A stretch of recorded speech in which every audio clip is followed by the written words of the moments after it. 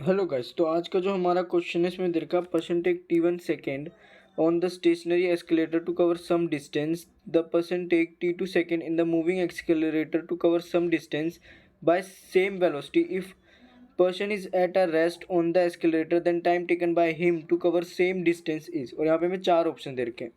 तो किस यहाँ पे हम क्या करेंगे, पहले हम पर्सन है उसकी वेलोसिटी निकालेंगे, फिर हम जो एस्केलरेटर है उसकी वेलोसिटी फाइंड आउट करेंगे, क्योंकि हमें पता है कि एट द एंड जो एस्केलरेटर है वही मूव कर रहा है और वही डिस्टेंस कवर करेगा जिसको हमने सम डिस्टेंस मान रखा है। और यहाँ पे हम जो सम डिस्टेंस है इसको मैंने मान लिया x, ठीक है।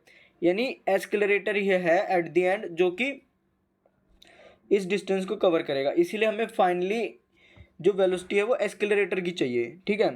तो हमें क्या कह रखा है क्वेश्चन में कि जब एस्केलरेटर स्टेशनरी है और सिर्फ पर्सन मूव कर रहा है तब t1 टाइम लगता है और जो डिस्टेंस है उसको तो हमने x मान लिया। तो यहाँ से हम जो पर्सन है उसकी वेलोसिटी हम निकाल सकते हैं इस वाले फॉर्मूले का यूज़ करके, जो कि होता है velocity is equal to distance upon में टाइम। तो यहाँ पे v की जगह रख दूंगा मैं v1, ये है पर्सन की वेलोसिटी, x ये है सम डिस्टेंस, और जो t1 है ये टाइम जो पर्सन लेता है उस डिस्टेंस को कवर करने में, ठीक है। और इसको हमने मान लिया फर्स्ट इक्वेशन। अब हमें चाहिए एस्केलेरेटर की वेलोसिटी, और यहाँ पे हमने एस्केलेरेटर की जो वेलोसिटी है उसको माना है v2, ठीक है गाइस। क्योंकि हमें क्या पूछ रखा है एट द एंड कि एस्केलेरेटर की वेलोसिटी कितनी होगी, जिसकी वजह से जो sorry guys at the end तो हमें टाइम पूछ रखा है, ठीक है। इसीलिए हम एस्केलेरेटर की वेलोसिटी निकालेंगे। तो हम वापस से उसी फॉर्मूले का यूज़ करेंगे, velocity is equal to distance upon में टाइम। यहाँ पे जो वेलोसिटी होगी सेकेंड केस में जब पर्सन भी मूव कर रहा है और एस्केलेटर दोनों मूव कर रहे हैं, ठीक है।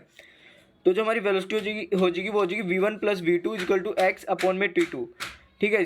तो ये आ जाएगी एक हमारी इक्वेशन। यहाँ पे जो v1 है वो पर्सन की वेलोसिटी है, उसकी हम वैल्यू जानते हो कितनी है, x बाई टी1। तो यहाँ पे मैंने v1 की जगह रख दिया x by T one plus v2 is equal to x by T two, ठीक है। अब यहाँ से हम v2 निकाल लेंगे सॉल्व करके, जो हमारा x अपॉन में t1 है अब वो हमारा आ जाएगा राइट हैंड साइड, ठीक है।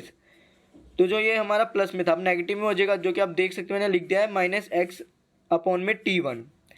तो जो अब हमारा v2 आ रहा है इसको पूरे को सॉल्व करके गाइस आप देख सकते हैं कि पहले मैंने x को कॉमन ले लिया है और हमारा जो ब्रैकेट में है वो रह गया है सिर्फ 1 अपॉन में t2 माइनस 1 अपॉन में t1। अब इसको सॉल्व कर लेंगे तो जो हमारा v2 आ रहा है वो आ रहा है v2 is equal to x bracket में t1 माइनस t2 अपॉन में t1 इंटू t2, ये आ रहा है v2 हमारा, ठीक है। अब हमें चाहिए जब सिर्फ एस्केलेरेटर मूव कर रहा है और पर्सन रेस्ट पे है एस्केलेरेटर पे तब कितना टाइम लगेगा। तो मैंने इस वाले टाइम को मान लिया t, और जो अब हम टाइम निकालने के लिए इस वाले फॉर्मूले का यूज़ करेंगे, time is equal to distance upon में वेलोसिटी। तो डिस्टेंस तो x ही रहेगा और v2 हमने निकाल लिया, तो v2 की जगह हम रख देंगे x ब्रैकेट में t1 माइनस t2 अपॉन में t1 इंटू t2।